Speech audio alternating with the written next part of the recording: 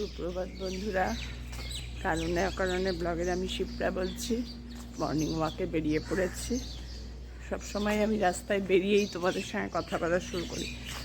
সকালে উঠে না আমার একটু কথা বলার নেশা কম, মানে ঘুম থেকে উঠেই সেই রেশ কাটতে কাটতে রেডি হয়ে বেরোতে বেরোতে মোটামুটি এখন কেটে যায়। আগে যেমন ঘন্টাখানেক চুপচাপ থাকতাম, সেটা এখন অনেকটা কমে এই 15-20 মিনিট আধ ঘন্টার মধ্যে ঠিকঠাক হয়ে যায়, যার জন্য তখন আর কথা বলি না। তা যাই হোক, আমি ভালোই আছি। তোমরা কেমন আছো গো? দিনটা ভালোভাবেই চলছে। তোমাদের সঙ্গে সকালটা শুরু করলে খুব আনন্দ লাগে। যদি একবার এটা শুরু না করি না, তারপরে আর কাজে কাজে আর খেয়াল থাকে না। তো যাই হোক, আমার মেয়ের বাড়ির সামনে প্রচুর কুকুর ছিল, স্ট্রিট ডগ প্রচুর ছিল। আমি কালকেও দেখেছি, আজকেও দেখছি, একদম ফাঁকা, একদম মানে 8-9টা 9-10টা কুকুর এরম থাকতো শুয়ে ফ্ল্যাটের সামনে, আর আশেপাশে বাড়ির খেতে টেতেও দিত। নেই, কালকেও খেয়াল করেছি সেটা। বললাম না, আজকাল নেচারের খুব চেঞ্জ হচ্ছে আমার, মানে এইসব খুব খেয়াল করছে। আজকেও দেখলাম পাশের ফ্ল্যাটের একজন বেরোচ্ছে, তাকে জিজ্ঞেস করলাম কি হয়েছে গো, এখানে কুকুরগুলোকে একদম দেখছি না। তখন বলে 10-12টার মতন কুকুর ছিল, বললো 7-8টা কুকুর মরে গেছে। আমি বললাম কেন, কী হয়েছিল? তখন বলছে যে না, বয়স হয়েছিল সেই জন্যই একবারেই সবগুলো। চিন্তা কর, একদম ফাঁকা বাড়ি হয়ে গেছে, মানে গলিটা একদম ফাঁকা। 7-8টা কুকুর মরে যাওয়া মানে, আর 1-2টোই আছে, তাও ফ্ল্যাটের দরজা খুলেই ফ্ল্যাটের ভেতরেই থাকে ওরা, আশেপাশের সব ফ্ল্যাট মিলিয়ে। এই দেখলাম, এই এখনই কথা বললাম, তাই তোমাদের সঙ্গেও একটু বক বক করে দিলাম। গাছে দেব কলার খোসা ভেজানো জল। কলার খোসা ভেজানো জলটা দিলে খুব উপকারী। সবই তো দিচ্ছি, ফুলও হচ্ছে কিন্তু অল্প স্বল্প। ওপরে থাকাকালীন যেমন একটা ভর্তি ফুলের একটা হচ্ছিল, বেলফুল গাছে তো ফুল আরম্ভ হয়ে গেছিলো, ভর্তি ফুল।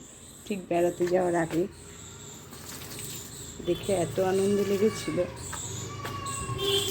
আর এই জবা ফুল গাছে কড়ি কবে হয়েছে, ওপরে থাকলে কবে হয়ে যেত, এটা বড় আর হচ্ছে না, মানে খুব আস্তে স্লো প্রগ্রেস হচ্ছে। রোদ খুব একটা কম লাগছে না, জানি না কেন। ও বাবা, একটা কড়ি পড়েও গেছে, বাবা। এই আরেকটা হয়েছে, এটা বড় হবে।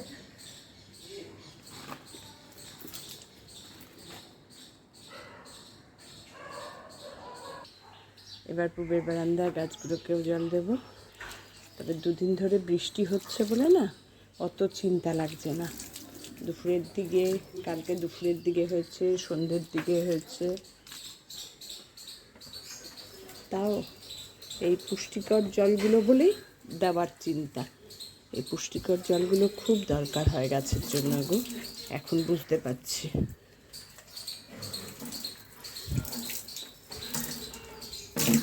সুন্দর গাছটা হয়েছে, দেখো। আমার গাছের তলায় বসার শখ, সেটা পূরণ করি। গাছে জল দেওয়া কমপ্লিট। বাইরে থেকে এসে ফার্স্ট কাজ আমার সবসময় এটাই থাকে। আজ বানাবো উচ্ছে দিয়ে তিতার ডাল, কাঁচা মুগ ডাল। তার জন্য লাগবে উচ্ছে, আদা আর কাঁচা মুগ ডালটা জলে ভিজিয়ে রেখেছি, ধুয়ে দিয়ে দেবো। কীভাবে করছে, আর আমি পুরো রান্নাটাই করব প্রেশার কুকারে, যেহেতু ডালটা দিয়ে একটু সিটি দেবো, একটা সিটি, সেজন্য প্রেশার কুকারেই পুরো ভাজা কাজটাও করব। উচ্ছে দিয়ে তিতার ডাল করার জন্য প্রথমে উচ্ছেটা একটু লাল লাল করে ভেজে নেব। প্রথমে একটু তেলের মধ্যেই দিয়ে দেবো একটু নুন, আর দিয়ে দেবো একটু হলুদ, দিয়ে উচ্ছেটা ভেজে নেব।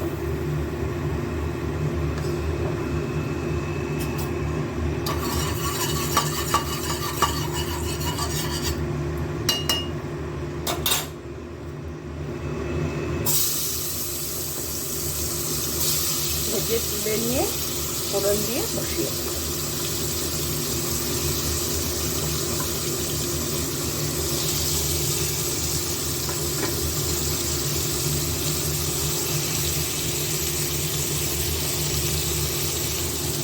আজকে এই উচ্ছে পিঠার ডাল দিয়েই করবো।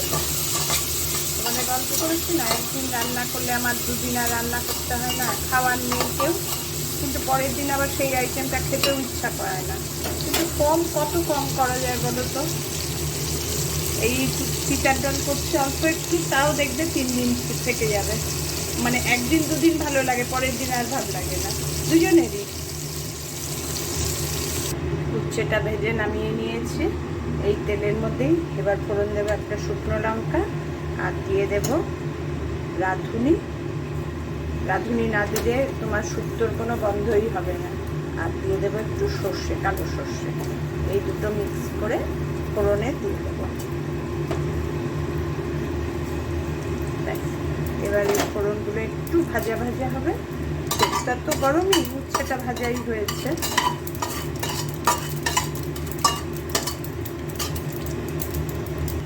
এবার এর মধ্যে দিয়ে দেব আদা। মানে ভিতর ডালের আসল জিনিস হচ্ছে এই আদা। আদা না দিতে, কারণ এর মধ্যে লঙ্কা দেবো না, এই ঝালেই ঝাল আর এই গন্ধেই গন্ধ। আদার কাঁচা গন্ধটা একটু যাক, নাড়িয়ে চালিয়ে নিই। আমি প্রেশার কুকারেই পুরো করে ফেললাম। প্রেশার কুকারেই উচ্ছেটা ভেজে নিলাম, ফোড়ন দিয়ে আদাটাও একটু ভেজে ভেজে নিচ্ছি। আদাটাও একটু ভাজা ভাজা হয়ে গেছে। এবার ডালগুলো দিয়ে ধুয়ে ভিজিয়ে রেখেছিলাম, সেই ডালগুলো এবার দিয়ে দেবো।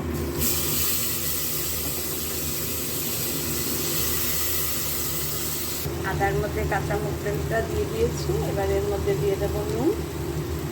নুনটাও একটু নাড়িয়ে চাড়িয়ে দেবো, কর্তা খায় তো সেই জন্য। আর দিয়ে দেবো একটু হলুদ। ব্যাস হয়ে গেল। এবার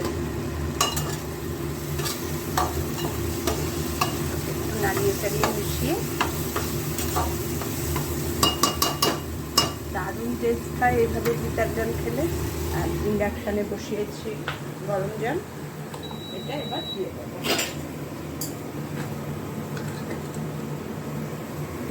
এই জলটা সবটা দিয়ে দেবো।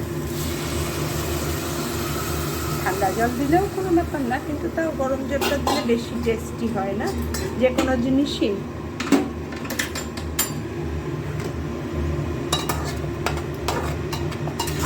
এবার প্রেশারে জাস্ট একটা সিটি উঠবে, আর উচ্ছেগুলো, ভাজা উচ্ছেগুলো এর মধ্যে দিয়ে দেবো।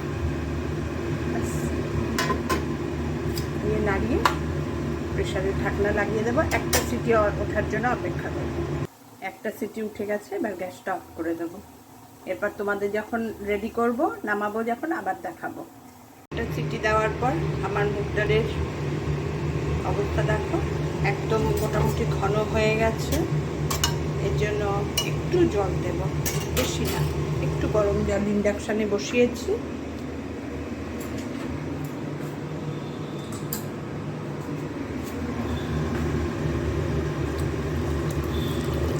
বেশি ঘন হলেও ভালো লাগে না। এই তিতর ডালটা যদি কাঁচা মুগ ডালের সঙ্গে তুমি করো, কি বলে, মটর ডাল মিক্স করে করো, আরও টেস্টি হয়। কিন্তু যেহেতু বাবান খাবে, সেজন্য আমি আর মটর ডাল মেশালাম না, শুধু কাঁচা মুগ ডাল দিয়েই করলাম। এবার নামাবো। এবার একটু ফুটে উঠুক, জলটা মেশালাম, যদিও গরম জল, একটু ঘি দিয়ে ব্যাস কমপ্লিট। এবার একটু ঘি দিয়ে আবার প্রেশার কুকারে ঢাকনা লাগিয়ে বন্ধ করে রেখে দেবো গ্যাস। হয়ে গেল আমার উচ্ছে দিয়ে পিঠার ডাল। দারুণ লাগে, কোনো ঝামেলা নেই, কিন্তু খেতে খুব টেস্টি। কেমন লাগলো আমার পিঠার ডাল রান্না জানিও। আমার রান্না খুব একটা ঝামেলার কিছু আমি করি না, হালকাভাবেই করি, আর কিন্তু খেতে খুব টেস্টি হয়। টাটা। বাটিতে ঢালার পর আমার তিতার ডালের ফাইনাল লুক দেখো, সুন্দর দেখতে হয়েছে, দারুণ খেতে লাগে। এর সঙ্গে যদি গন্ধলেবু, লাবড়া তরকারি, ব্যাস আজকে তাই খাবো। আর বেগুন ভাজা হলেও চলে, আর কিচ্ছু লাগে না। যেটুকু ভাত খাই ওটুকু দিয়ে ওটাই হয়ে যায়।